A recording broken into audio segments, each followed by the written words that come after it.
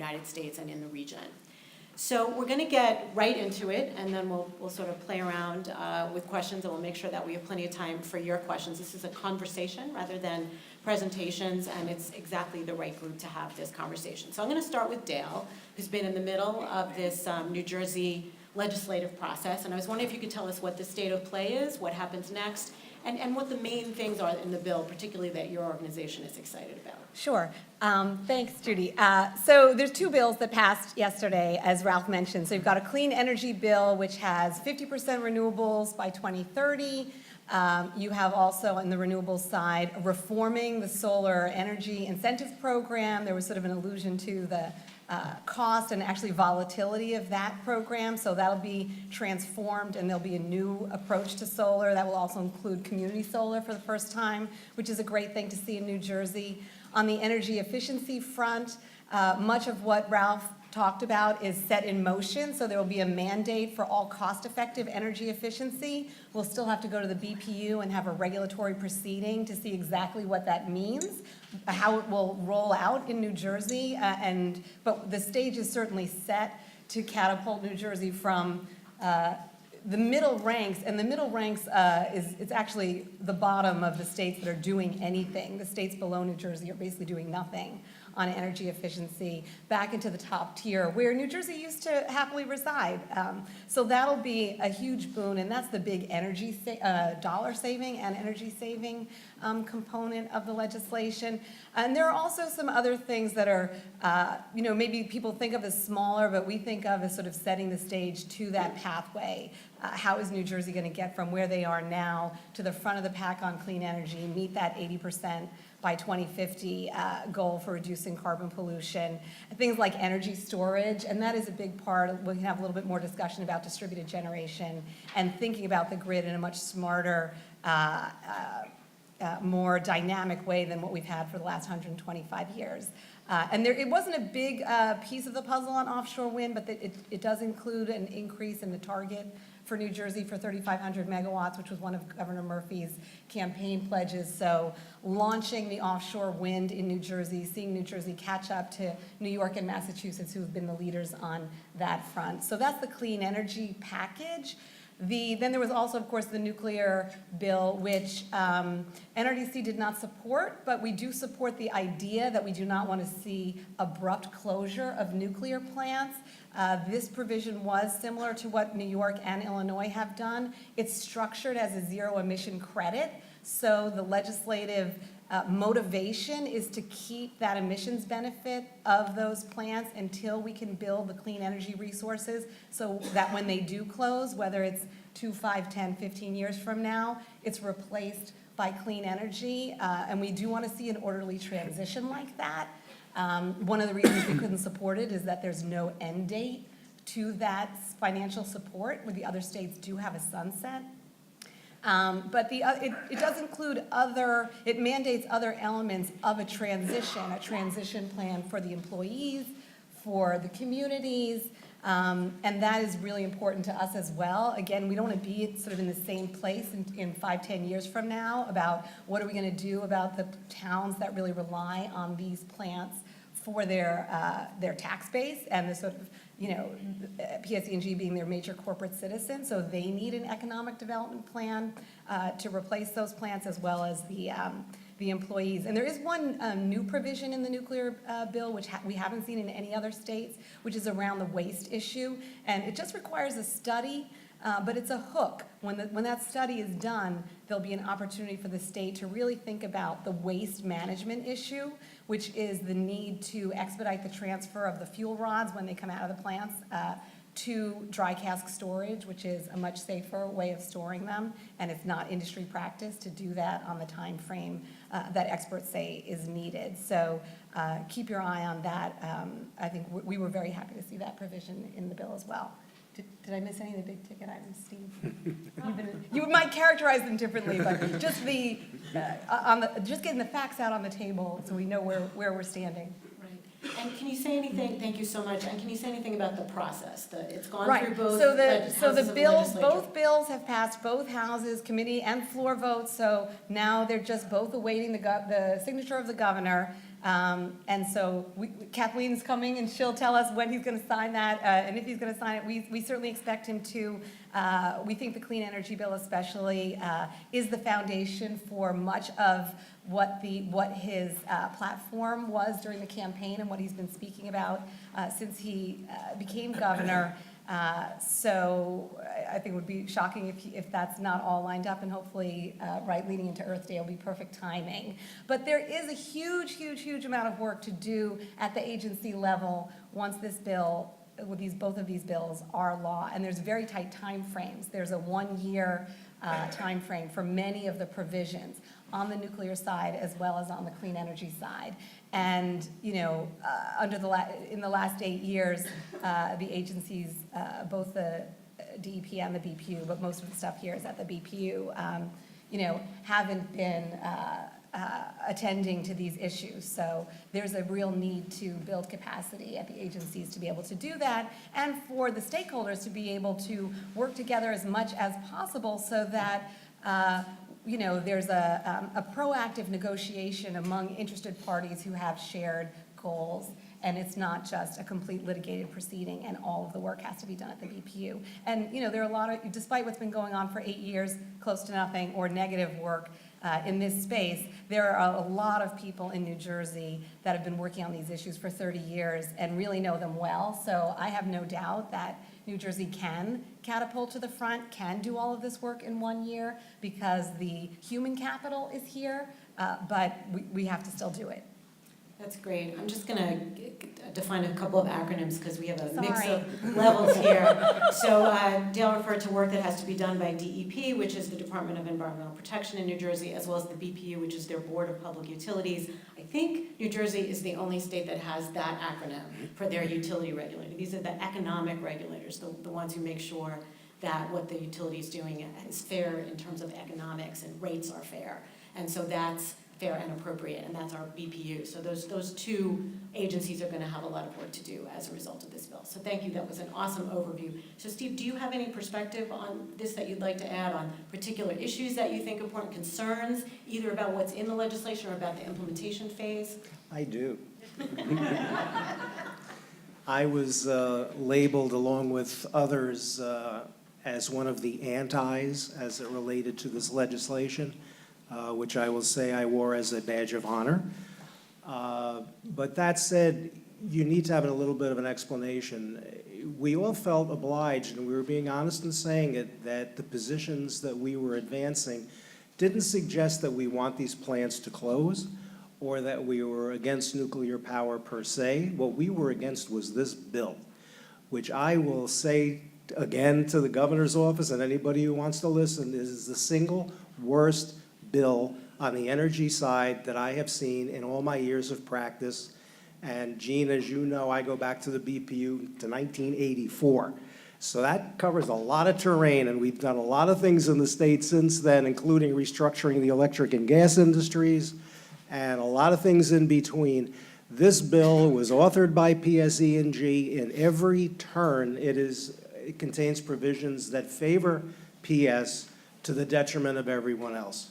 So the issue that really cuts through not only this particular issue, but literally everything else that Ralph was talking about is you really have two issues with everything you're talking about. One, what is it that you're espousing?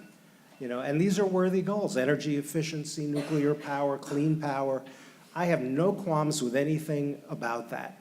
The real issue becomes, how do you go about doing it? And that's where you start to see the rubber meet the road. In this particular bill, I offered any number of legislators to go through it line by line to show what they're doing, why it's bad, why it favors PSE&G, why a lot of the puffery that they were hearing in favor of the bill was not true, or could easily be, you know, debunked sufficiently that they should have pause about passing the bill. I have a background as a litigator. I've done a lot of cases involving energy and in other areas, and I found it particularly frustrating that you could make a fact-based argument to people that I thought was compelling and no reaction. And that was the story of this bill. This was a bill that was cooked.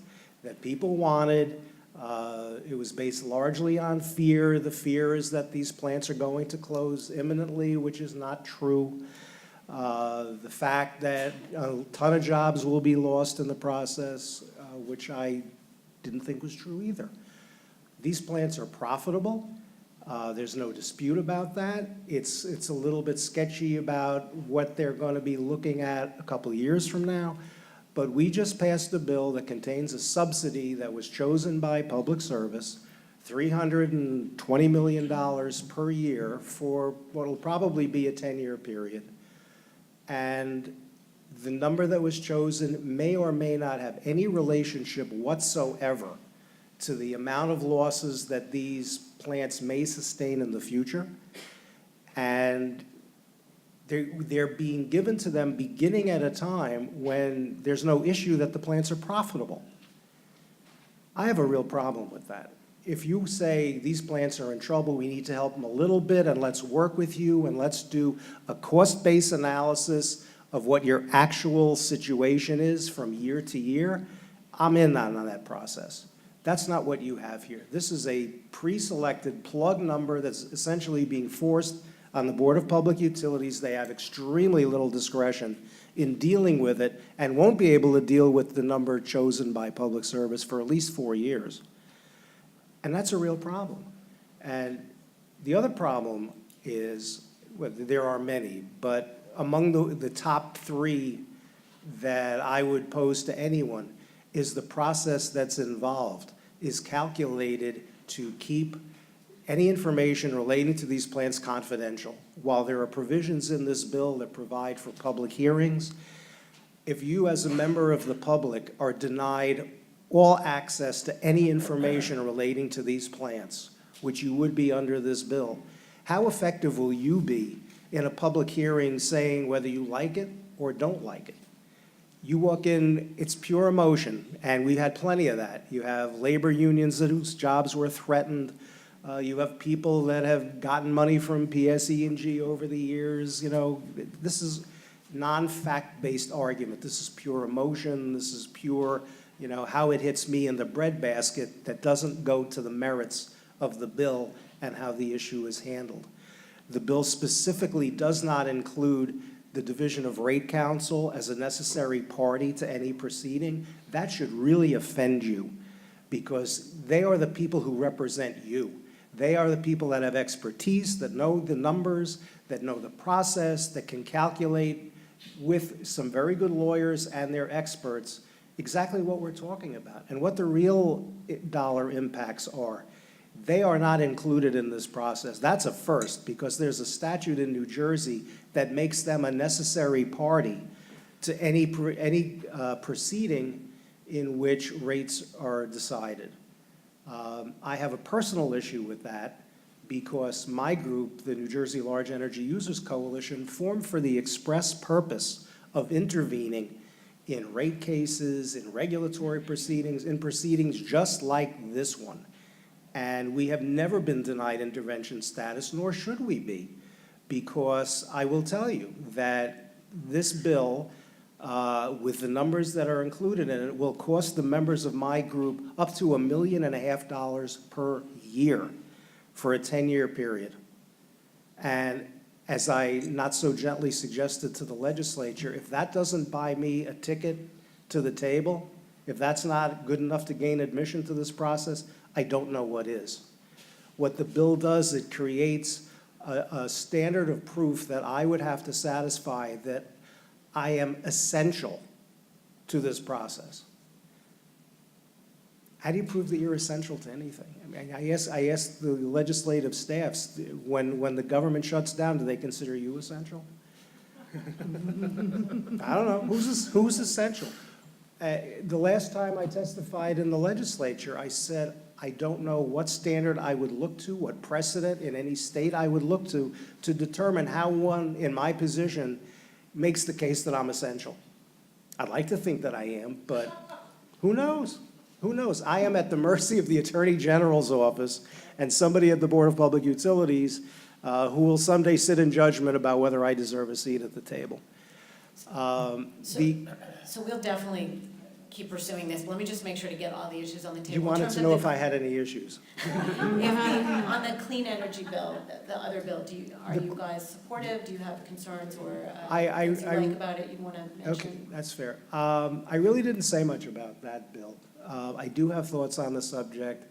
I do represent several clients. I represent a large solar company. I represent large industrials who have, like Princeton, developed major solar arrays, so I am certainly not against that. I do have a long background dealing with solar issues, and I remember how it started years ago. And Jean, you were there. We were told this is an infant industry, they need to be helped along, and someday the training wheels will come off. I am still waiting for that day. I am hoping that it occurs before I retire, and I don't plan to retire anytime soon.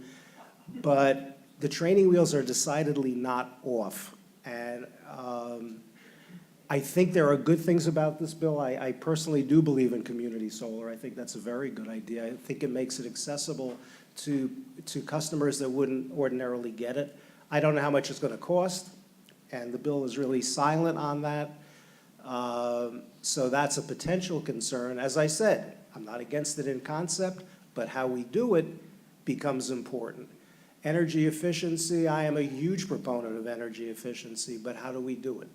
Do we do it by paying PSE&G to be responsible for it and have accelerated rate recovery and all the regulatory bells and whistles that make these into no-risk investments and give them a 10% return on every dollar they invest?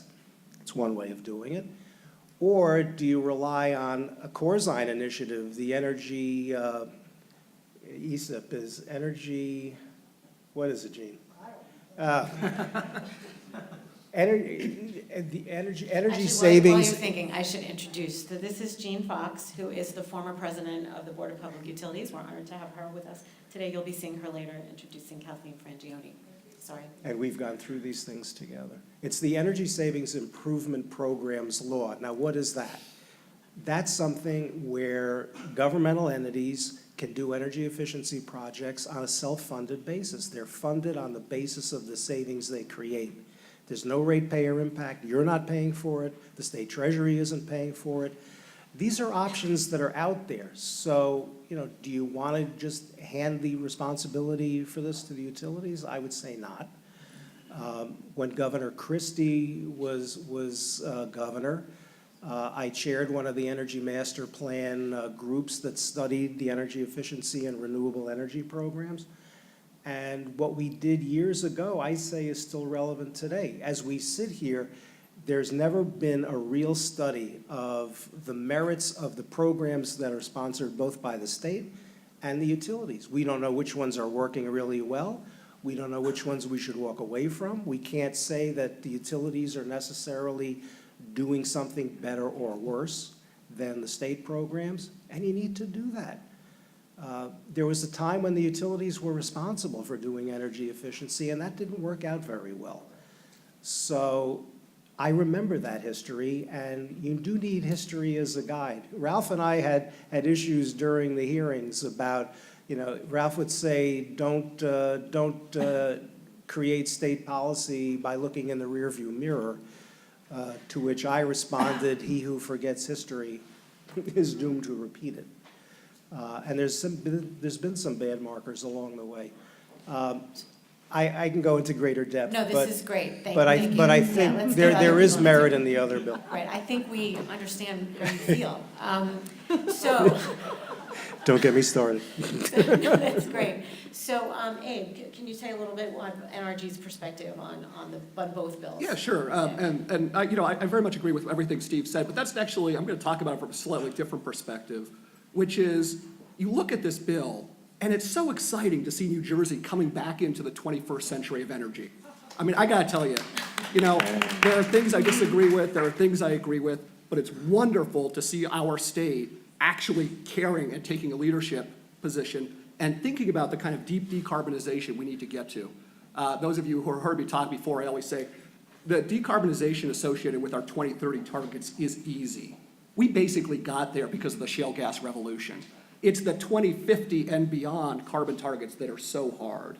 And when we think about sort of large-scale New Jersey policy, I very much think of three different levers. There's renewables and investment in renewables. Then in the middle, there's the demand side, the distributed marketplace, the battery storage, all those things we're kind of going to do on the very local level to make our grid smarter and more efficient. And then we sort of have the wholesale side. And those are the three different levers we sort of have as policy options. And I think we're heading in a really great direction on the renewable side. I think we're heading in a sort of a little bit aimless in the middle one, because we're really not taking a forward-looking distribution-level marketplace that other states are looking at, and I think we really need to improve there. I was actually very glad to hear Ralph talking about decoupling. That is something we 100% agree with. And then on the third one, the wholesale market design stuff. Boy, fail. We had an option between investing in one of options, in two of those things, which are 21st century technologies, and instead we're devoting $300 million a year to what's generously a 1970s era technology. And when we think about where we need to get to, we need to, this idea of nuclear as a bridge fuel, which is effectively what we're saying, that we're going to rent the nuke units for $300 million a year for the next decade, instead of taking that money and investing it where we actually need to be, which is in renewables, battery storage, and thinking about that distribution marketplace seriously and investing there in energy efficiency. And we just did some very rough math, right? $300 billion a year is about 7,500 megawatts of solar. It's about 4,200 megawatts of wind. That's a lot. And I see the opportunity cost of focusing on the nuclear bailouts, which at best are going to buy us a few extra years and are not going to contribute to our 2030, 2040, 2050 carbon targets. And I just see, frankly, a huge waste of resources and time, as well as something that's going to set up a domino. And wholesale market design is my thing. I look at what's going on in Congress right now, what's going on at the Department of Energy. Some really hideous things are being talked about, in the name of bailing out nuclear and keeping coal. And like it or not, and I know PSEG does not like this, but the bailouts are for nuclear and coal. And they're really inseparable. So when we have a company like PSEG coming out there and filing a letter with the Department of Energy saying that they support the bailout, the Perry bailout of the First Energy nuclear plants, they lose sight of the fact that if they have the authority to do that, then they have the authority to bail out the coal plants as well. And so I look at this as someone who's competing against PSEG. It's like we're going to an auction and half the people in the room are playing with monopoly money and the rest of us are actually trying to compete. That's really hard to do when we think about making new investments in places like New Jersey or even really PJM wide. If we're playing with if we don't have the monopoly money, what are we supposed to do? We're going to take our capital and go home. And what's going to happen is the rest of us are going to start coming in and seeking bailouts. We want our monopoly money too. And we're going to go to the regulators, and instead of competing to bring costs down, to improve efficiency, what are we all doing? We're competing for subsidies. I hate this. I live in fear of the day when my company is going to say, you know what, we're not interested in competing on price or quality of service anymore. We just want to compete with political muscle and go to Washington or go to Trenton and get our own bailout. That is a really toxic place to be. So thank you. Not that I have strong feelings or anything. Great. So this is a panel who are not just knowledgeable, but also very passionate, which is great. So let's turn to Craig actually, Craig, can you help us a little bit? We have mixed levels of sophistication in this audience and these issues. Tell us what PJM does, what have been some of its key successes, and what are its key challenges right now? All right, thank you. I feel sort of like the elderly uncle from out of town, comes to the Thanksgiving dinner, is important to the family, but then a fight breaks out in the family. I usually tend to leave Thanksgiving dinners when those happen, but I feel like I'm in one right now. So I actually first want to bring you greetings from the nation's capital where I reside, which is also known as Disneyland on the Potomac these days. So you think Trenton is wild, we'll get to Washington. But I want to actually tell you a little bit about PJM and crank the clock back, because I'm sort of a student of history, crank the clock back to about 1992. Interestingly that we're talking about nuclear today because we came out of a decade in the 1980s where we put heavy investment in nuclear plants. There were major cost overruns associated with those nuclear plants. There were prudence reviews associated with was money properly spent. There was a lot of controversy in New Jersey, in Ohio, in New York, literally around the country. So there was a very troubled history of the development of these very plants that we're talking about today, and discussions of bailouts and stranded costs and all of that back then. This is many, many years ago. So Congress in 1992 and the states soon after that, New Jersey being one of them, said, you know what? We need to find a better way to do this. We need to sort of develop a mechanism for competition. And the whole idea behind competition at that point in generation wasn't that it was going to be some silver bullet, that it was going to drop prices, but it was going to shift the risk. That was the idea, was to shift the risk away from the customers bearing the costs of cost overruns or the investors facing weeks and weeks of hearings on their prudence of that investment, and just say the risks go with the NRGs of the world. The benefits, if they bet right, go to them, and if they bet wrong, it's on their investors. So that's what we did. Congress did that, the state of New Jersey did that, a bunch of accompanying states. And when Congress and the states looked around and said, well, wait a minute, we're going to open up the grid to competition. But then they said, wait a minute, if we, remember, these were what we called vertically integrated companies. The company owned the generation, the transmission, the distribution. We said, well, wait a minute, that's like the air traffic controller at Newark Airport, working for United and letting United planes go through before somebody else's planes go through. If you took Delta that day, you wouldn't be very happy if you kept seeing all those United planes going off, because the air traffic controller gets paid more if he lets United planes. So we said, we need somebody neutral to actually operate the system. They looked around in this area and they found this sort of sleepy little organization called PJM. The J in PJM stands for New Jersey, actually. It was around since it's a true story, it was around since 1927, but it was then transformed to become the independent grid operator, to literally keep the lights on, make sure, just like the air traffic controller, all the planes that go up can land. In this case, all the generation that's injected into the system also is in balance with the customer demand. That's one of the things we do. The second thing we do is we operate a market for electricity. So it's coming up on the 11 o'clock hour. It's a little warmer today, perhaps, than people expected. You can literally buy and sell electricity. I like to view us as sort of the NASDAQ. We operate the exchange for electricity. So that's a little bit of what PJM does, just in a nutshell. There's probably a lot more I could say, but let me just stop there for a moment. Yeah, that's fabulous. Thank you so much.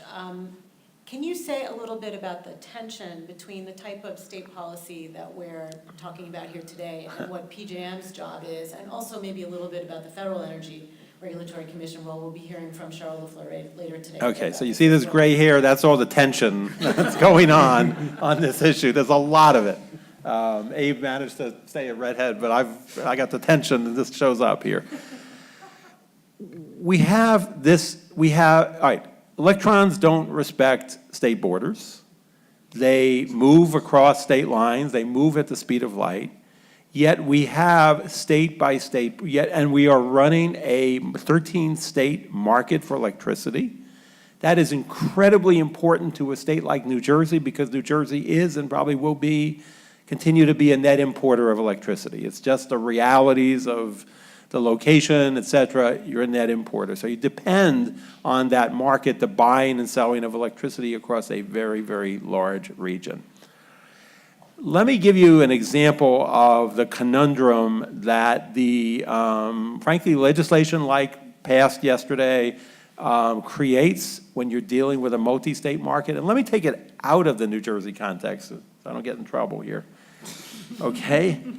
Let's move to another one of our states. Let's say the state of West Virginia. Okay? State of West Virginia, they don't have anything to do with this renewable stuff. They want to pass a subsidy for coal units.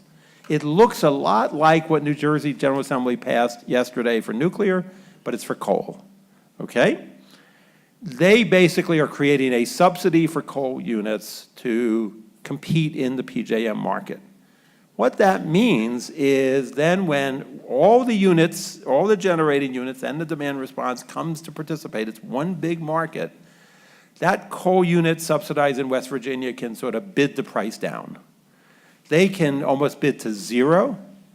And what is the effect of that? That starts crowding out generation, including some of this innovative generation that you're looking at in New Jersey, because it's one market. So what does that mean? You say, well, you know, it's crowding out. What's the problem there?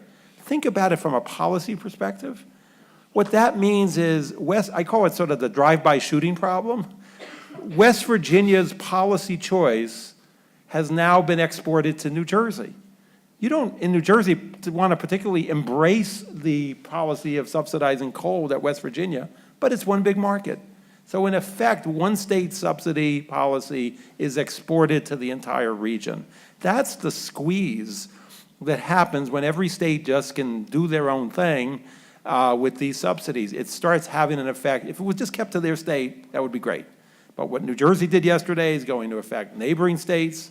What West Virginia might do will affect you, and on it goes to creating a very, very sort of balkanized market. The question then is sort of what do you do about that, okay? It's a complicated problem, and there is now pending, which is why Commissioner LaFleur left, there is now pending before the Federal Energy Regulatory Commission. We actually filed two proposals. We never really ever did this before. We filed two different proposals to deal with this issue. One issue we call accommodation, the other issue we call mitigation. And I won't get into too much of the detail, but let me just say this. Under the accommodation model that we put forward, okay, West Virginia, you want to subsidize that coal unit, fine. It has value as a generation resource, put aside the environmental issues for now, or in New Jersey, you really want to support those nuclear units, fine. You can do that. They can clear in our capacity auction. But we're going to run the auction a second time to make sure that the squeezing out problem that I mentioned, with some exceptions, which I'm sure Abe will get into, but with some exceptions, the squeezing out problem doesn't occur because we're resetting the price as if the subsidy doesn't exist. So think about that. What that's trying to do, it's a half measure, but it is trying to say we're respecting that New Jersey really, really, really wants to see those nuclear units around. And we at PJM should recognize that they have value. They produce electrons. They have value. But we're not going to let the subsidy that New Jersey passed, or in my other example, West Virginia passed, squeeze out everybody else. So that is our accommodation proposal. Interestingly, the consumer advocates, interestingly enough, or the PJM Market Monitor and others said that's not good enough because it's too generous to what states like New Jersey just did in terms of subsidizing the unit. We have a different approach. That approach basically says, you know what, if that unit is subsidized and it doesn't clear the market, we're going to restate its price up front as if the subsidy doesn't exist, basically undoing what the General Assembly in New Jersey just did and saying, if you don't clear, you're out of luck. You're out of luck. So it basically sort of wipes out the effect of what New Jersey does at the wholesale level. That is probably the more economically pure approach of what to do. But what that means is the people of the state of New Jersey pay twice, because that means I ignore the existence of that nuclear unit. It didn't clear in the market. And in fact, I buy something else. And New Jersey customers pay twice. So that's kind of a tough remedy on the states. The idea, I think people said, is it'll discipline legislatures from doing this again. I'm not sure if it will or not, but that was the idea. And so we have served this very tough issue up to the Federal Energy Regulatory Commission, which is going to make this call. We asked for a decision by June 29th. I think it will have an impact on all of this. It will have an impact on what everybody in New Jersey is going to pay. And what's the impact of that approach? We could do nothing. We have some states that say, just do nothing. Don't worry about it. Let every state keep doing this. If you keep doing that, then my West Virginia example, you're going to start subsidizing West Virginia's policy. You're going to subsidize Ohio's policy, and on it goes. Or you can do something about it, and within doing something about it, one of these two approaches. So I know that was kind of a mouthful, but let me leave it at that, and we can go on. Extremely helpful. That's, I think, the best explanation I've heard of this tension and what the proposals are. This is a very complicated area, so thank you so much. So some would argue that subsidizing coal is very different from subsidizing nukes or renewables because of the public benefits, from the environmental benefits. So if one were to presume we want those environmental benefits, what can one do that's politically feasible? I worked for many years, some of you know, for Phil Sharp, who was the chairman of the Energy and Power Subcommittee in the US Congress. And he used to say, let's first figure out what the right thing to do is, and then let's think about how close we can get politically. So can you think about what's the right thing to do and then how close we can get? Let me jump in quickly if I can, just because we actually, at the same time we put out these proposals, we put out a proposal to allow for carbon pricing in the 13-state PJM footprint. And we actually tackled the issue. We don't need every state. West Virginia is never going to agree to this. Kentucky's never going to agree to this, but it doesn't mean, therefore, that we're frozen in being able to move forward. We came up with a proposal. We came up with a proposal to prevent what's called leakage, where carbon emitting resources can just sell into New Jersey. We came up with a proposal. You know how much interest we got in that proposal? You know how many calls we got from state commissions about that? Abe likes it. 0. I wish we had, frankly. I would think we'd all be in a different place. We understood that the new administration came in, this wasn't going to happen in Washington. We approached our states and say there may be a way to do this with a handful of states and get something done. Unfortunately, up to this point, but it's still on the books and we're still interested. It may be a way to deal with this. Thank you. You're going to get some calls on your new proposals. I can guarantee. Well, yeah. Let's get Dale I'd like it on the other here. one. So Dale, Yeah. how do we get these environmental benefits ideally, and how do we get them practically in the situation we face? Right. So let's start where you started. What do we want, right? We want clean, affordable, reliable energy services for everybody, right? So how do you get those things? Markets are a tool for getting them. They're one tool. They're not an end in themselves. And there's this illusion that markets are somehow pure, that they don't have rules, that the way we think about it is, how do you create rules that allow markets to work well to get you what you want? And they have rules. So, where people are talking about changing the rules because the rules are not delivering all those three things. And this is, acutely the case with utilities. It's a regulated utility. They make money based on what the regulation says. It's not some pure market. Those are things decided by public policymakers. So we have public policymakers for a reason, because we want good public policy to get us to those things that we want. From an environmental perspective in the energy field, we want low pollution, so having a cap on pollution, which could be also characterized as a price. That's only one thing. We've had a lot of conversation about energy efficiency. It's already the most cost-effective resource. We're not getting it. Why not? Because the utility regulatory rules are completely screwed up. So until the utility is not in the business of selling as many kilowatt hours in therms, which we don't care about, but they're in the business of delivering energy services, clean, reliable, affordable, we're never going to see that. It doesn't matter what the carbon price is. So you need other policies to make sure you're getting those things. You could characterize it as overcoming market barriers, or you can characterize it in other ways, but that should be the driving force. So on the renewable side, I think it's really important to distinguish between subsidizing incumbent technologies that are mature. Coal plants and nuclear plants have been around for 40, 50, 60 years. And subsidizing efficiency in renewables, where on the efficiency side, it's to overcome barriers. On the renewables side, you're just trying to speed up the time by which solar or offshore wind or whatever it is cost competitive. There is no reason, you do not want to have a system where you're subsidizing something forever because you can never imagine when it could be cost competitive in a well-functioning marketplace.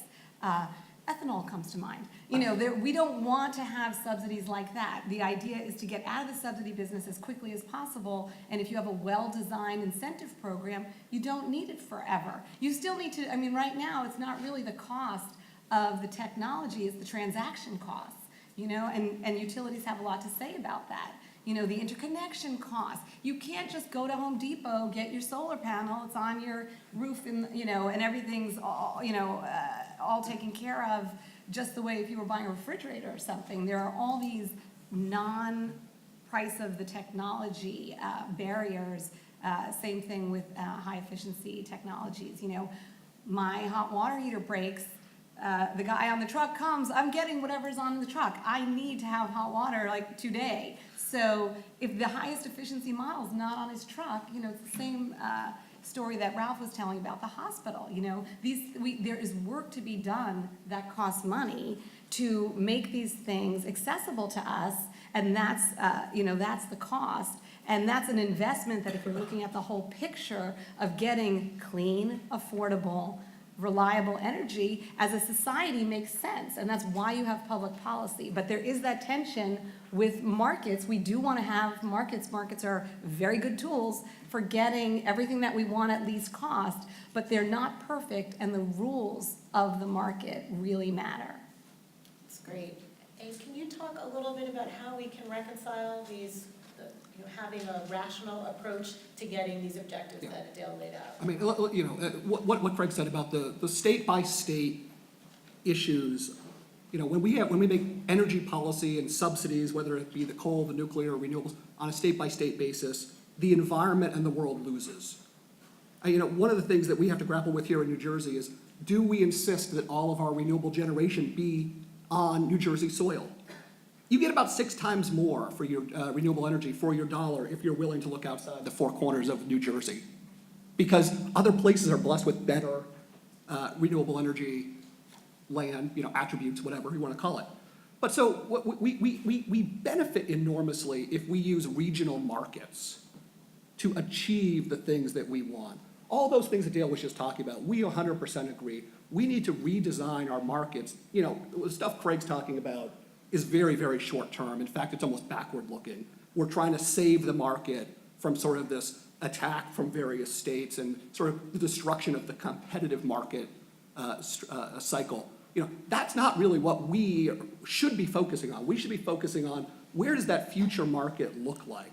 We often call it, there are 3 A's, which accommodate the state efforts of today, adapt the energy markets to the needs of tomorrow, and then achieve our clean energy goals through a competitive market. Because the laws of economics have not been suspended. Markets, you know, are absolutely the best way to allocate capital. All the risk matters that Craig was talking about earlier, so true. You know, the nuclear plant down in South Carolina that was canceled, Sumner, that is going to be a $25 a month charge on every consumer bill in that state for a failed plant that will never get built. Now, why is that? Because they didn't go to a competitive model where companies like mine, like mine, wear the risk associated with that. So, you know, we're looking very carefully at these future energy market models. And I think probably New England is the furthest along, though they're really not there yet. They're looking at, how do you actually integrate the forward procurement of renewable energy, looking at the locational constraints on the grid, which are really pretty complex, and then comparing that price versus other emitting technologies. And if we can do that sort of holistic analysis, if we can integrate and do our environmental planning with market principles, the cost will go down, the benefits will be there, we won't have some of these locational constraints. But we cannot do that. I mean, what Craig talked about is exactly right. The states are so inward focused right now and we're so looking at the subsidy battle on the state-by-state level that we've completely lost sight of where we need to be taking 21st century energy markets. And so, you know, my challenge to people, especially here at Princeton and Rutgers and the other schools in New Jersey, is how do we actually do that? It's complicated, it's hard. But we all need to be, mad scientists wanted. It's one of my slides in one of my other talks. We need the mad scientists who are going to come up with the energy market design of tomorrow that will incorporate the environmental. Just submit your resumes over here if you're the mad scientist. Yeah.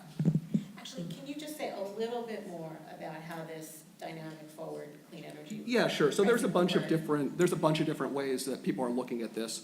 One of them is in New England, and effectively they say anywhere in New England we want renewable power where it's the cheapest, and we want it where it is offsetting the most carbon-intensive generation. Both of which are very, very good goals. So they've come up with a way of looking forward 3 years and saying, okay, looking across the New England footprint, we're going to invite people to bid and to provide clean megawatt hours of energy. And then we are going to look at them on a locational basis, adjust their price to account for where they are in the system and how beneficial, basically how close to load, how close to Boston, the other big cities in New England they are. And then we're going to have a competition and we're going to buy them. And we're going to buy them in the quantity specified by individual states. To me, this is a great way of adapting and accommodating the wholesale market to take into account individual state environmental goals in a way that results in least cost planning, gets us the most renewables bang for our buck, keeps the risk off on private developers where it belongs. And then we fill in the rest of the needs with conventional generation. And the beauty of that, it's so boring, but finance cost and the cost of capital is really one of the big drivers of renewable costs. And if we have a clean market structure that awards a proper length contract at proper rates, then we can take that, we can literally go to the bank and get very cheap cost of capital and build our project. So much better than this kind of one-off procurement that we're talking about here in New Jersey, where we really are trying to compete with, frankly, free nuclear power, which is starving the room of oxygen. So there's a lot of designs like that. I'll stop there, because we can get into the benefits, the pros and cons, but it gets pretty complicated pretty fast. That's great. Craig, do you have comments on some of these innovative market design ideas and how PJM's thinking about this? Well, yeah, and first off, we, in PJM today, we're actually one of the leaders in this, renewables and energy efficiency and demand response all can be treated as what's called capacity. Okay, what that means, capacity, in a nutshell, I like to refer to, we have two basic products, capacity and energy. So let me digress for just a minute. Think of capacity like the gas tank in your car. If you have a very small gas tank, you have to go from gas station to gas station to gas station to keep filling up. Capacity is the extra tank you have in your car if, in fact, there isn't a gas station anywhere nearby and you need to keep going. It's on to meet a hot summer day or cold winter day. That's what capacity is.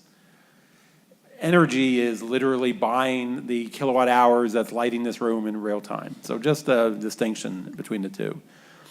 We have, and have done this for some years, we allow obviously generators, coal and gas, et cetera, to bid for capacity. But we also allow energy efficiency to bid for capacity.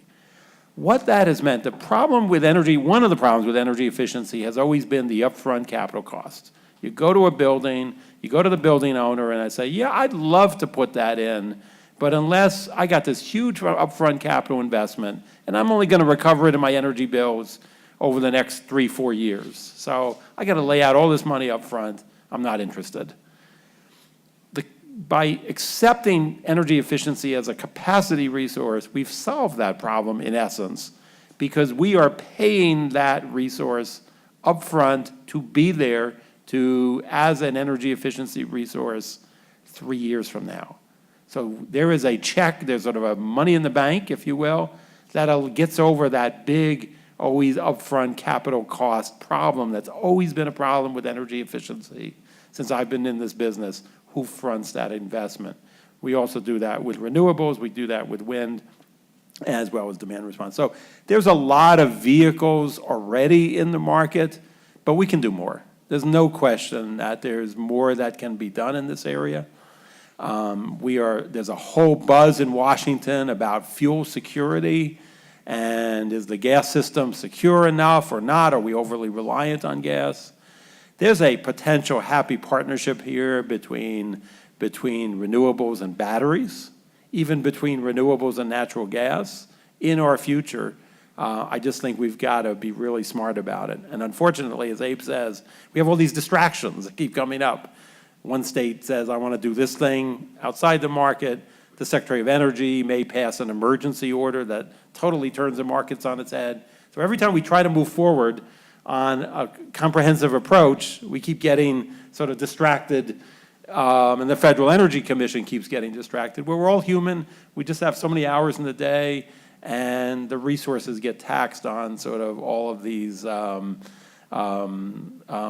paths that take us away from this goal. So that's why it's great for people like you all in Princeton to help us step back from the day-to-day mania and think about some of these larger accomplishments that we can make. That's great. So let's talk a little bit about the implementation of this bill and how is it possible to make it as fair and good for consumers while we're trying to achieve these environmental objectives. And in this meantime, this time that we're in now where we don't have optimal market design, how can we make sure that we at least aren't losing ground on our emissions problem?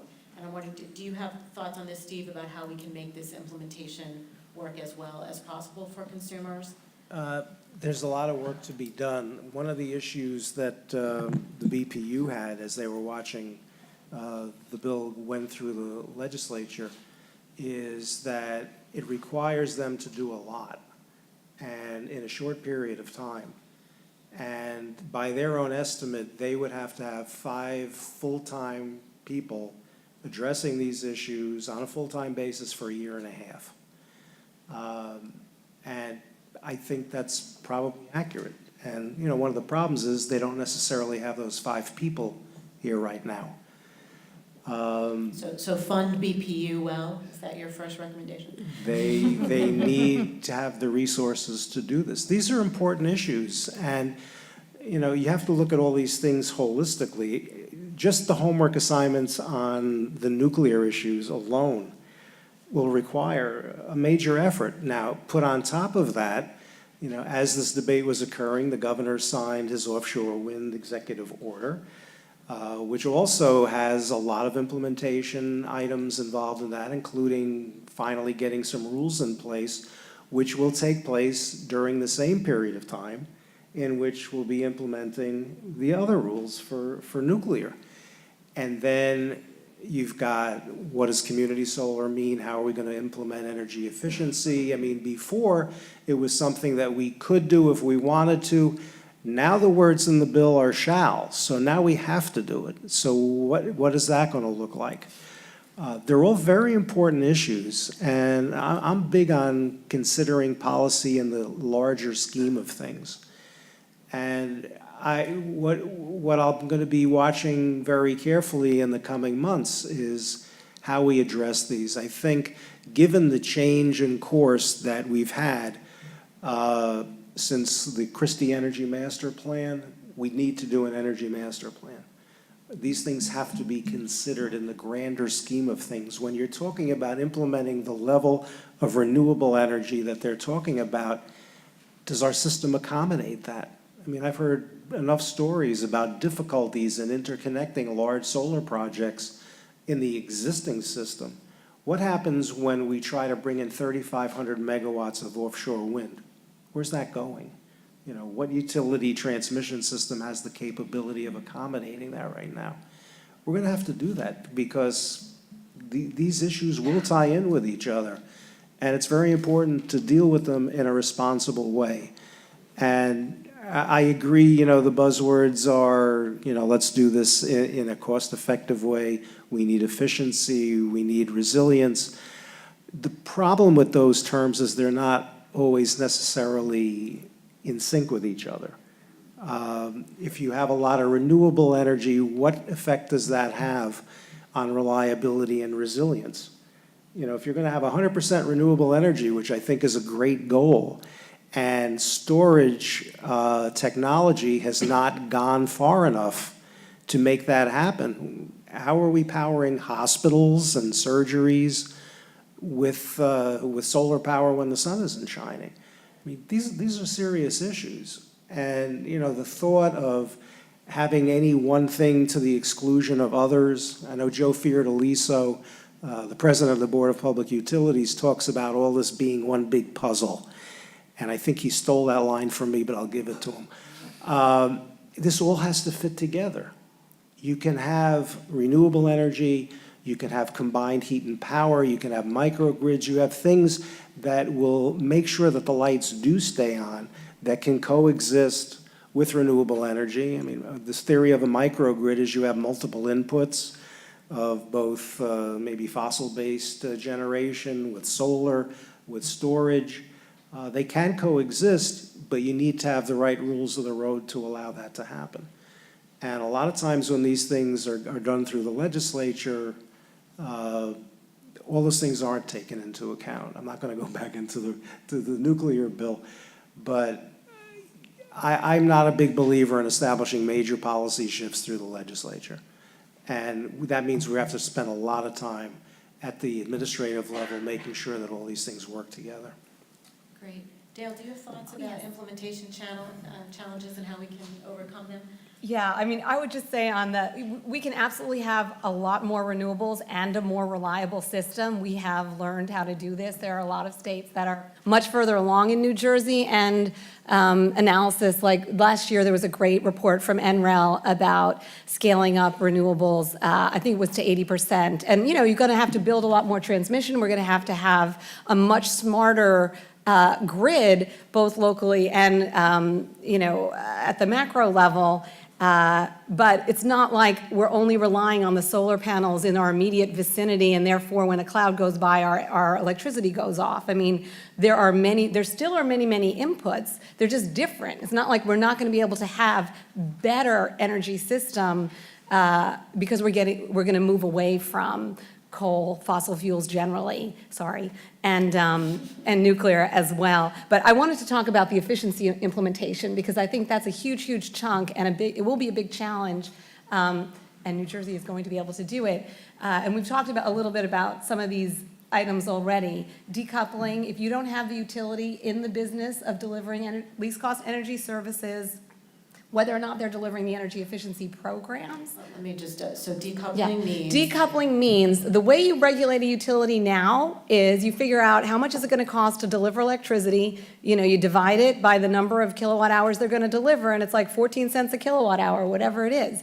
If the utility sells more, they make more money. So guess what they want to do? Sell more. Instead, you could just say, we'll do it for 14 cents now, but if you sell more and you make more, then we're going to have a lower rate next year, and you can just sort of keep adjusting that. So there's a process for approving what it's going to cost the utility to run the system, to deliver energy to people. Let's have a process and decide and agree that that's the amount they need, and then they get it. Let's reward them for performance, not for sales, because we don't care about sales. We want, what do we want? Clean, reliable, affordable. If they beat those, or meet them or beat them, they get more. If they don't, they get penalties. And that is the foundation in the legislation now for the energy efficiency piece. If the utilities meet or beat their requirements, which is minimum 2%, but will be all cost effective, that's 2% of the energy services needed are going to be delivered in the form of energy efficiency, not in the form of kilowatt hours, and there's a gas component to that as well, then they will be rewarded. And they should be rewarded for performance all around on reliability and other measures, cost as well, not on sales. So it takes away that disincentive that if they don't sell more, they're not going to make more money. It begs the question, how will they make their money? How will you assess performance? That's all the work that has to be done at the BPU. So getting rid of the disincentive, putting them in the business of delivering what customers want and aligning that shareholder and customer interest, figuring out exactly what the performance metrics are. And then I think a couple of people mentioned evaluation. We need to figure out, once you set the performance metrics, how do you assess whether people are meeting them or not? So those are all big ticket items. There's also an issue in New Jersey with administration of the energy efficiency programs.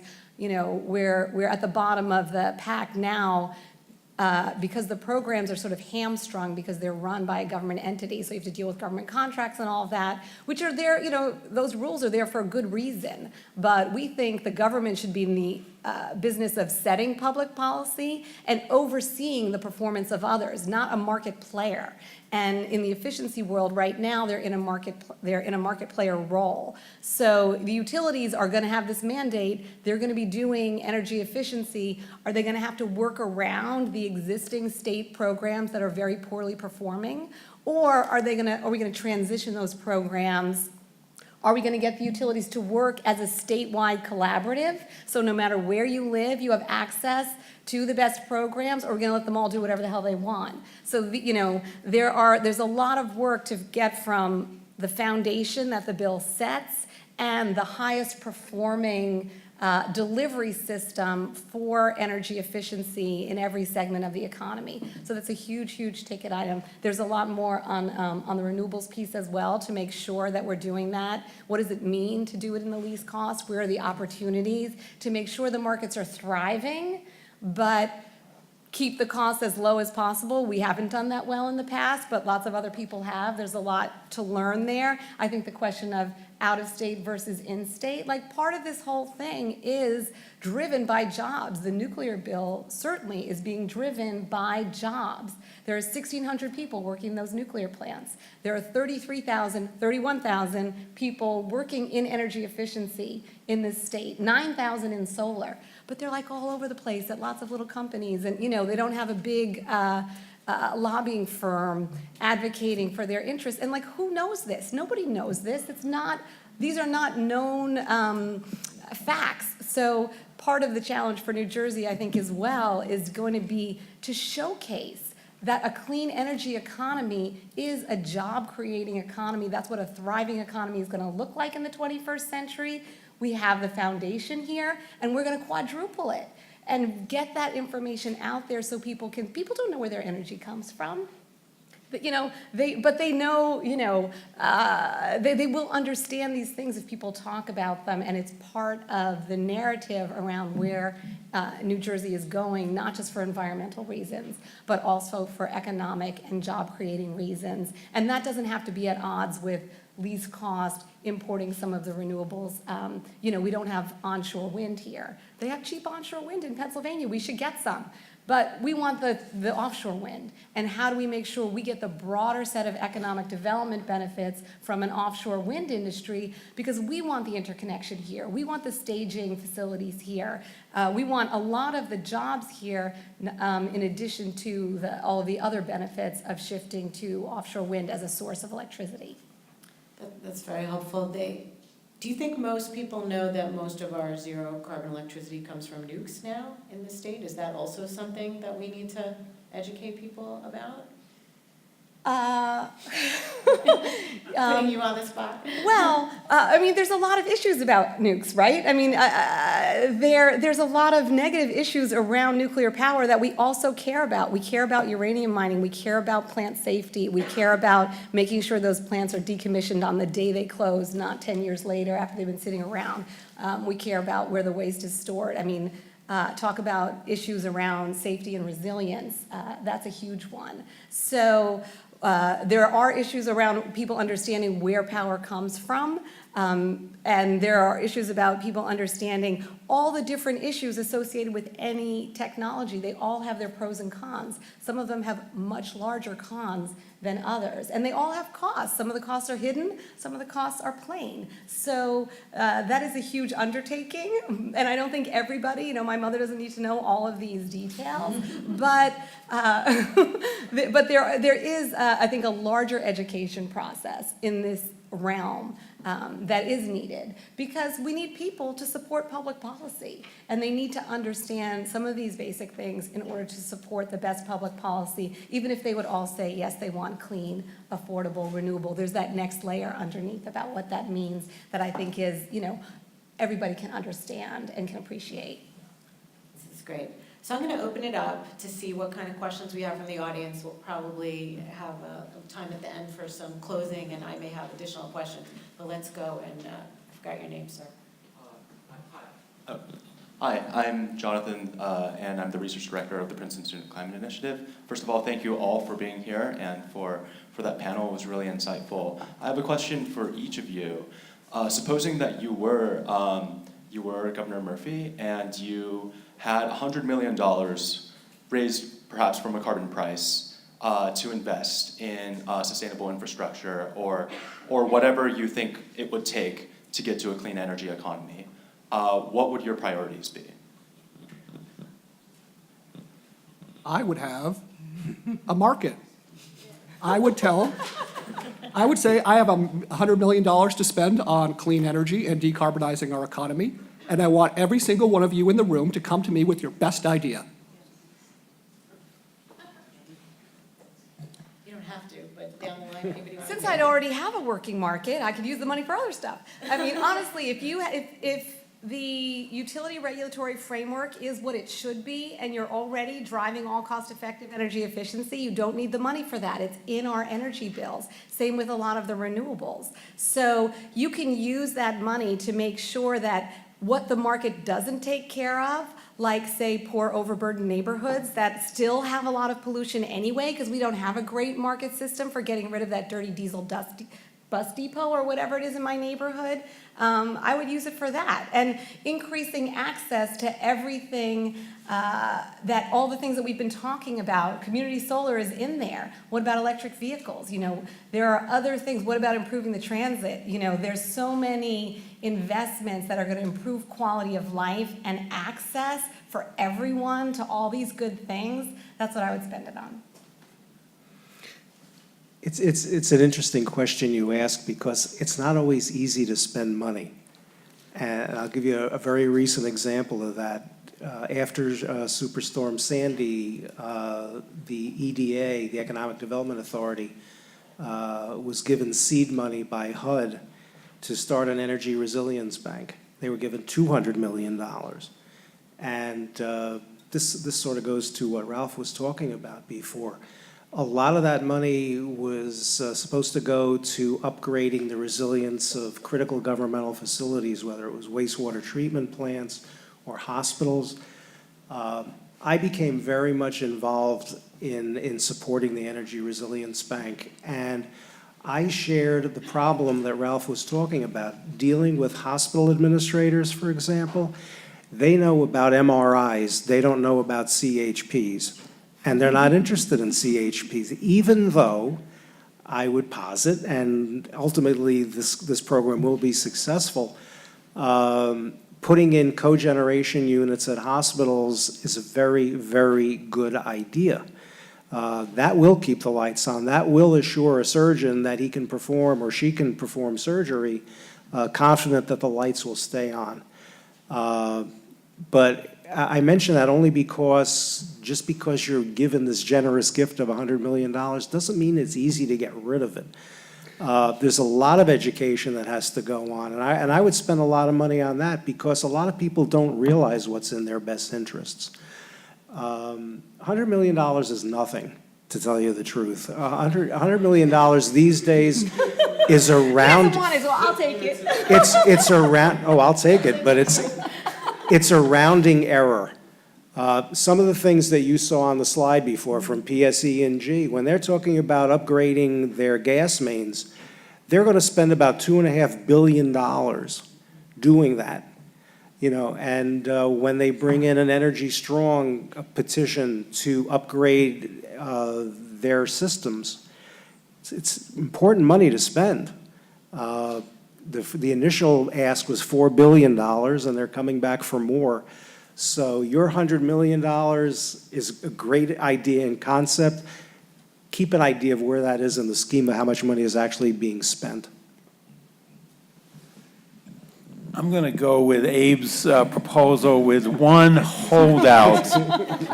I'm going to suggest that about maybe $50,000 of that or whatever go to airline fares.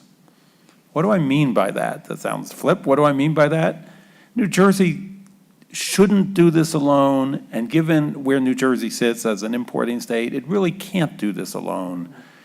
I would suggest that the governor or his assistants, et cetera, get on the planes, go to other state capitals, talk to other state governors, and don't wait for Washington, obviously. But on the other hand, there's a whole lot of strength if fellow governors and fellow legislators can come together on this than New Jersey trying to do it alone. I think it would just be a more efficient use of the other money to spend the $50K on a bunch of airline fares running around the state capitals. That's great. Yes, ma'am. Yes, to make all these pieces work, we need a real super duper computer system, grid-wide. We have cybersecurity issues. What do you all think about that? What's being done to begin to solve that problem? Because it is huge. That could bring the whole thing to a stop. All right, well, that may be as much for me as anybody else. I mean, that is I will tell you, we get hacked, or attempted hacks, maybe 200 times a day, okay? So I concur with you, this is a serious issue and challenge. I'm not here to tell you we have it. Anybody that tells you they have it totally solved, they're lying to you, okay? So I think this just takes extreme vigilance. We have a philosophy that I cannot protect every laptop that interfaces with the PJM system. I can't possibly do that. So I secure the core facilities, the core parts of the system, and then I have air-gapped alternative systems that can go in that are totally unconnected to the internet that can swap out for them. It is war. It is a continuous battle, and I think there is no silver bullet. I think we're going to see more of it, and we just have to. This is, as we're talking about hardening infrastructure, people talk a lot about, putting, cement poles and all that kind of stuff. This is a very costly exercise, and you can spend a lot of money foolishly too. So, but I think this is where some serious effort has gone, and even more needs to continue to be vigilant. And in terms of New Jersey infrastructure, a lot of the retail competition infrastructure that we have in New Jersey, the way we talk to the PSEG computers and the billing systems, a lot of that is old. And people are very reluctant to spend the money necessary to upgrade. And, we think about sort of where we need to head in New Jersey. We need to have a distribution marketplace. We need to have a means of decentralizing the grid and having various, consumers talk to other consumers, talk to a fair, neutral arbiter who makes decisions about how those resources get dispatched and maintains reliability. All of that is as much a computer programming challenge as it is anything else. And we hear this a lot from regulators. We see it particularly in antiquated billing systems. I mean, it's kind of funny how easy some of these things are to hack. I'm not a computer expert, but the way we're talking about it is we're dealing with 15-year-old technology, and it costs money to upgrade, and nobody wants to spend that money. They see it as a waste, and we need to get beyond that thinking, because this stuff is absolutely critical to everything we do. Yes, sir. Hi, this is Bryk. I'm a PhD candidate from University of Waterloo, Canada. I think Mr. Silverman, we might have just a solution for your request. We just published a paper in the energy policy regarding regional energy hubs for countries to transition to low carbon energy economy.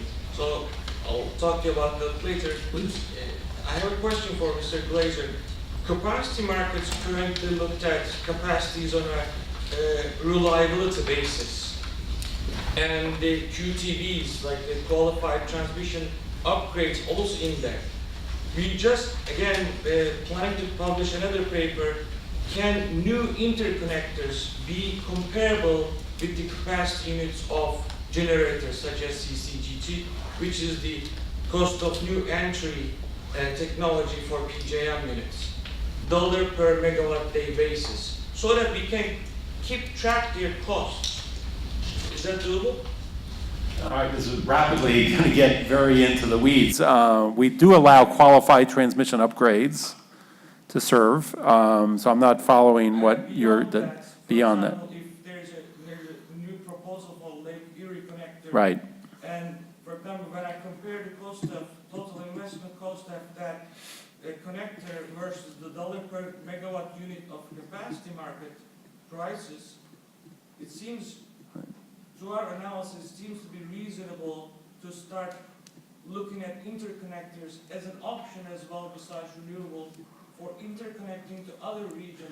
All right, here's how we do it. And interesting, you're coming from Canada with this issue, because this issue keeps coming up. But we actually do that, but we sort of do it in the reverse, in the sense that transmission is, at least today, a monopoly business. Now, you can argue about that and whether it should be, shouldn't be, but it largely is.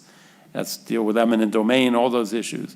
So what we do is we allow people to bid into the capacity market of all sorts, including transmission, and then we're only ordering transmission as a last resort, if you will, as if, in fact, the capacity market through demand response, energy efficiency, qualified transmission upgrades didn't produce the result.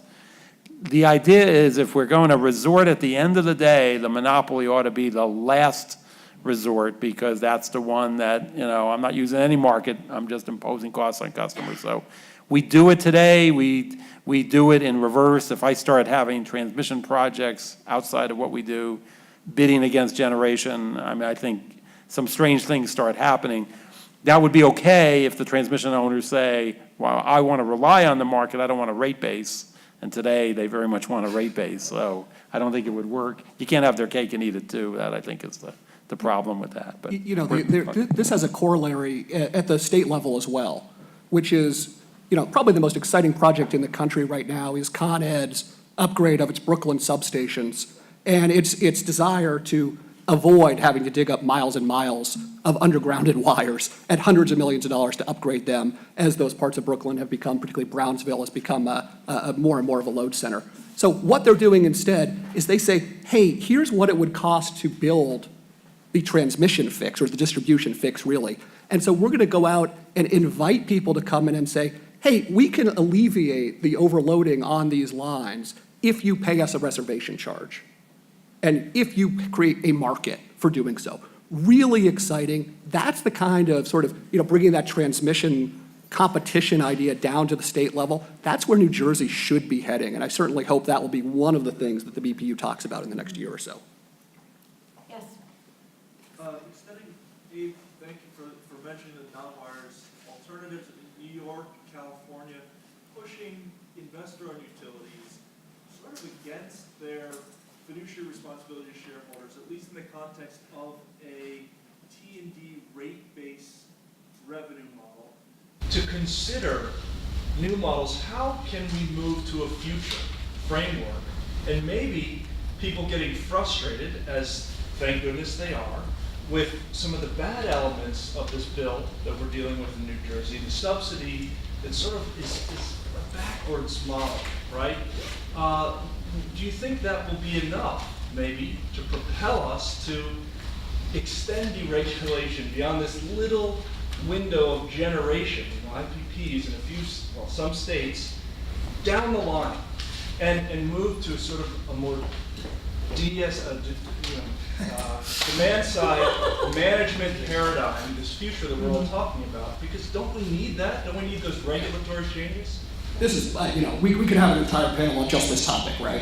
I mean, we often, and we often say we have a consumer bill of rights, which is every customer at the retail level should have the right to shop green, they should have the right to install their own generation, and they should have the right to have equal and non-discriminatory access to the system with a local utility who has no vested interest in the outcome, very much what Craig was talking about, sort of air traffic controller for the distribution grid. That's what we're looking at. That's the gold standard. That's where we absolutely need to get to. But I will push back on one very important element, which is this is in the financial interest of every local utility in the country. PSEG and everybody else has a fiduciary duty not to stop this, but to fight for it, because they're the ones who should serve that role. It means they have to give up some of their, interests in sort of the distributed generation ownership. But as the air traffic controller, they will have a much more stable business. And if they don't, I actually think that would lead to financial disaster for them. So totally consistent to have them in that role so long as they're willing to play by the rules and they're willing to stand on the sidelines of the competitive side of the market. Can I just add to that? Because I think we were talking about before about how we regulate utilities and what that drives them to invest in. If we reward them for spending money, then they only want to invest in giant projects. They don't want to invest in lots of little things that have transaction costs. And that's totally screwed up because we want, what you're talking about is so much better and cheaper, but that's not the incentive structure that they have. The incentive structure that they have is from that picture with the wagon. I mean, it's 125 years old because we were going to try to electrify the country. Well, guess what? We're electrified and that doesn't make sense anymore. So until you overhaul the way they make money, they're not going to be aligned with what you're talking about. And then I think we do have a real danger. I mean, battery prices are coming down. So when people start going off grid with their, and then it's going to be, guess who? The people who can afford it first. And all those people start leaving the grid, then you are left with a more expensive system for the people who can least afford it. And you've lost the opportunity for all of these things to be part of a better grid instead of, you know, the balkanization of the grid, which is the worst possible outcome. Just a comment. I'm not going to weigh in on the unbundling debate about, you know, revenue neutral distribution rates and that. But we can think about this here in the academic environment. Everything has a cost to it. So you do give up something as is when you have this great decentralized system. And you have to think about who at the end of the day has this sort of public obligation, this public service obligation. You know, one of the reasons, many times people talk about, well, if we just had price-sensitive demand, that would be great. And there's a lot of benefits of that, and people would see the prices. But there's a reason we didn't do that. The reason that we average rates was because our grandfathers that were devising this system thought about universal service, and that the product has to be affordable to everybody. Okay, that was their policy goal. So before we just jettison it, we have to sort of think about these different things. And as you get to a decentralized system, which has a lot of benefits to it, you get the question of who has the public service obligation to serve the poorest communities, to serve the least profitable communities, to serve the people that aren't adjusting the load, the people that don't have the land or are not interested in new technology. At the end of the day, this is still a product affected with the public interest. So who has that public interest responsibility? Maybe you say everybody, nobody, or does somebody still have, does the buck still stop with somebody? It's just something to think about before we just jettison everything, who has those responsibilities. Well, let me just add a final thought on that. Dale is probably shocked that I haven't jumped in on this one already, but here we are. On the whole issue of incentives to utilities and rate decoupling and mechanisms like that, what I said before is true. And it applies with full force here. It's okay to talk about rate decoupling and removing, disincentives and bringing in proper incentives. But here again, it's how you do it. If, as other utilities have done it in New Jersey, you are willing to commit shareholder money and make investments and get a return on that investment through a regulated rate, I'm okay with that. If something is performance-based, if through your actions as a utility, you cause a reduction in demand and you save money as a result of that, I think you should be compensated for that, and that's a model that I frankly wouldn't object to. The problem here, and we've seen the beginning of the debate, this is not a new one. This goes back, the earliest debate we had on rate decoupling was in 2010. And 97. Oh. All right, I forgot that one. It's an active issue, and it's been studied, and one of our senators has formed two groups 2 years in a row to figure out how to do it, and it should surprise no one that there is no consensus whatsoever how to do it. And one of the problems is that the model that gains general acceptance from the utilities is one where they just establish a certain baseline revenue that they want to be entitled to, and whether there are reductions in demand that are caused by the weather, hot or cold, or by the economy, if we go into a recession and demand is reduced as a result of that, under a generalized decoupling model, they get credit for that. And that's a problem, because that's where the disincentives begin. Ralph is right. I represent large industrial customers. They are very sophisticated. They get it. And when they do energy efficiency, and they are the leaders in energy efficiency, they are so energy efficient in New Jersey now, and Tom Nyquist is here, he can talk about that. It's difficult for them to take advantage of certain programs because they can't reach the level of savings required because they're already there. So they go for incremental savings. And the way they do these models for their managements is they say, here's the utility rate, here's the investment we want to make, here are the savings that we will achieve as a result of those investments. This makes all the sense in the world. If you interject a rate decoupling regime on top of that, they can't say with certainty that this is the rate anymore, because that rate's going to move. And if they are reducing their usage, then they have to worry about the utility's going to get credit for that. So instead of, we're here and we're saving here, now it's moving around a little bit. And I frankly don't know how large industrial customers will handle something like that. So I guess the bottom line is these are not easy questions. And while you think about things as a general concept and say it makes all the sense in the world, it's not so simple. And that will be a debate in the coming days. It's an issue that's pending right now. Yes, Jean. I had to leave room for half an hour. Did you talk about the liability must run?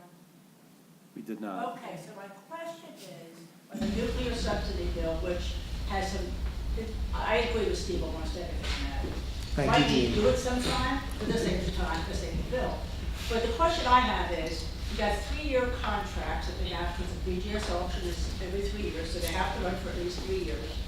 If the bill wasn't passed or wasn't signed, public service would announce that they're shutting down in 3 years. So they have to run for the 3 years because they have contracts. PJM has reliability must run. Clearly, if there was an issue, PJM would issue reliability must run. So could you please explain to everybody, Craig, how that would work? And then Dale could explain how that was discussed in negotiations. Okay, all right. Well, let me just do a quick tutorial on reliability must run. So what is this animal? First of all, the way the markets were designed was ease of entry and ease of exit. The markets were designed to send a market signal to attract new investment, but to also tell investment that may not be economic, it's time to move on. That was again, back to 1992 and risk and what we were trying to do, that's the signal that we send. It's time to move on if you're uneconomic, and frankly, a whole lot, we saw 40,000 megawatts of coal leave because it was uneconomic. It was 50-year-old plants, so the market delivered that signal. The one exception is obviously we have to keep the lights on, and there can be places, either in the aggregate or locally, where if the plant goes and nothing is done, you have a reliability problem. So we have a vehicle, as Gene correctly says, called a reliability must-run agreement. The company says for whenever we want to close the unit, they have to come to PJM. PJM does an analysis of what the reliability impacts are.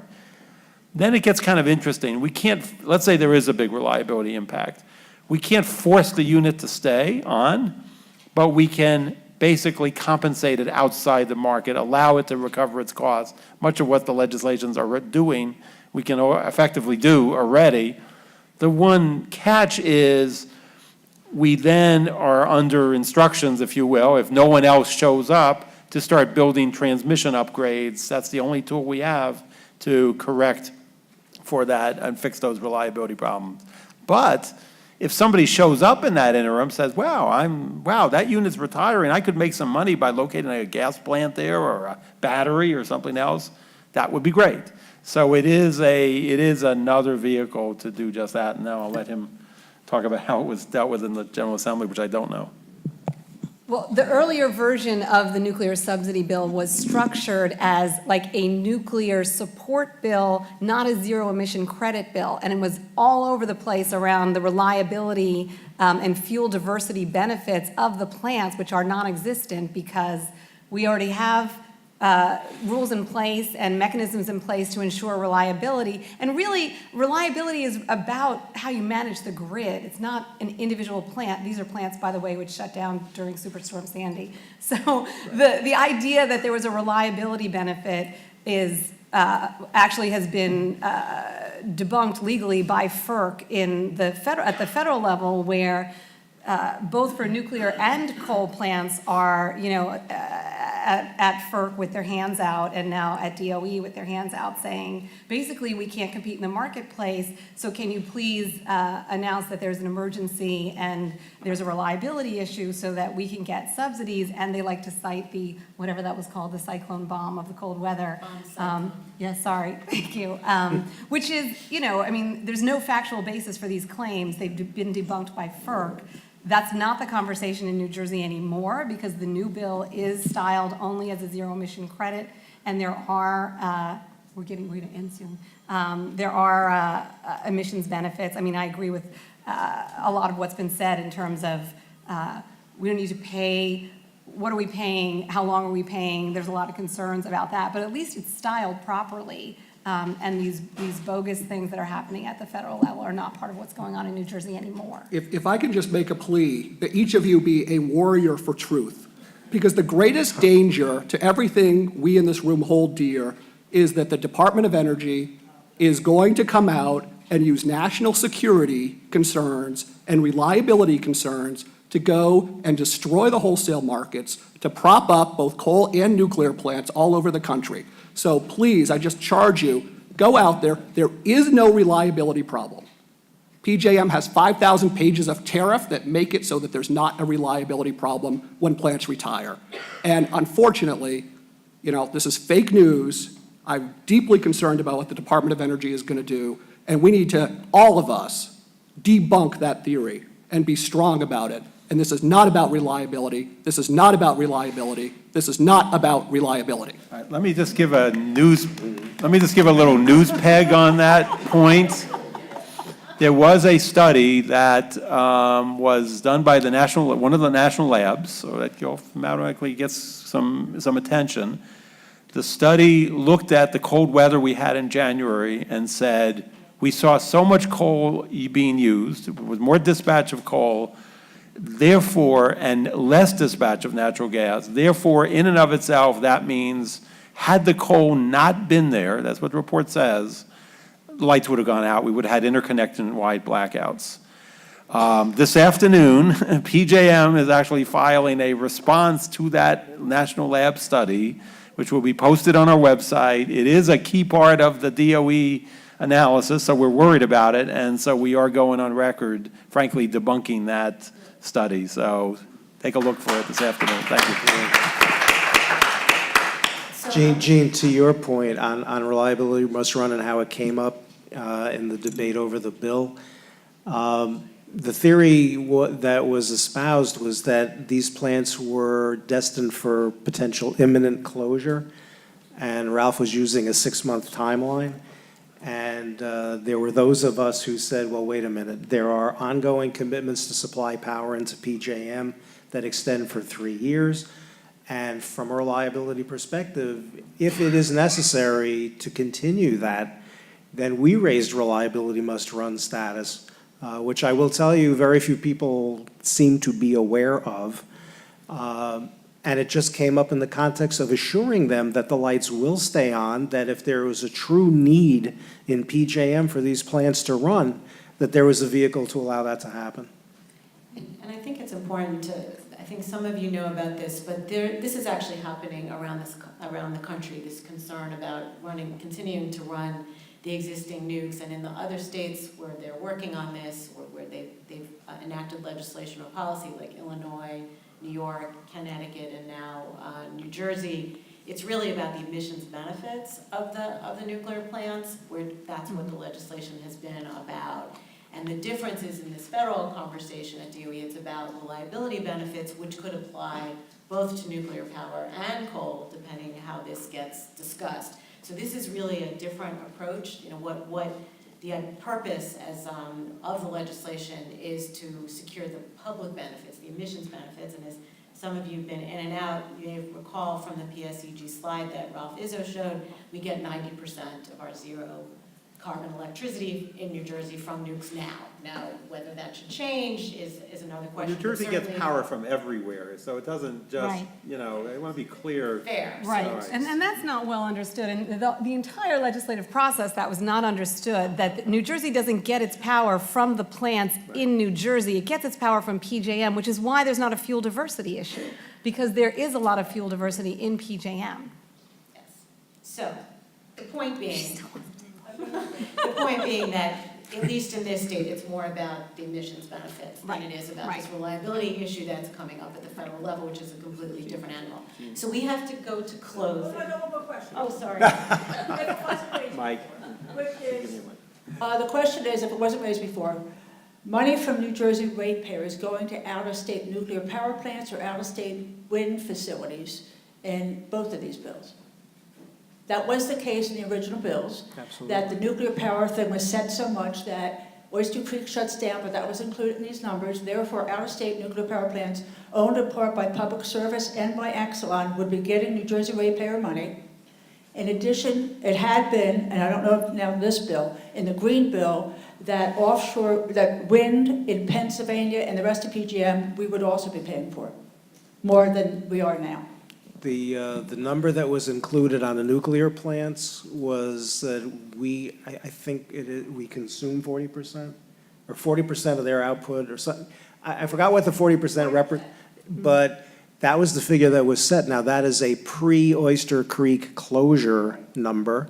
So if you net out the loss of Oyster Creek in the coming year, that number should really be something around 33%. Now, the reason why we know Exelon has been very busy trying to keep that 40% figure there is that it virtually guarantees that one of those out-of-state nuclear plants will be eligible to receive ZECs, which is very unfair for any number of reasons. From a ratepayer perspective, actually from my perspective representing large industry, consider that New Jersey businesses will be paying the ZECs. Pennsylvania businesses that they compete with will not. And I can tell you, as I said before, these are not small numbers we're talking about. The ZEC alone, even though the number in the bill is set at 0.4 cents per kilowatt hour, and that's inconsequential.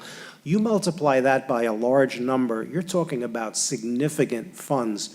My largest member, that would mean $1.5 million per year. So let's say we're competing against somebody in Pennsylvania that's not paying that $1.5 million. That becomes a competitive disadvantage. It also jeopardizes New Jersey jobs, and it creates a whole host of issues that really don't belong there. But the 40% figure is still there. And when you're talking about some of the renewable portfolio standards, I mean, we are not capable of producing that much renewable energy in New Jersey, so by definition, that money is going out of state. So I was going to do closing statements, but we don't have time. So I really want to thank this awesome panel, and I want to ask people to come back quickly. We have Kathleen Frangione is going to be coming to talk to us, and she's on a very tight schedule. So we need you guys to be back in just about 12 minutes, and please join me in thanking this awesome panel.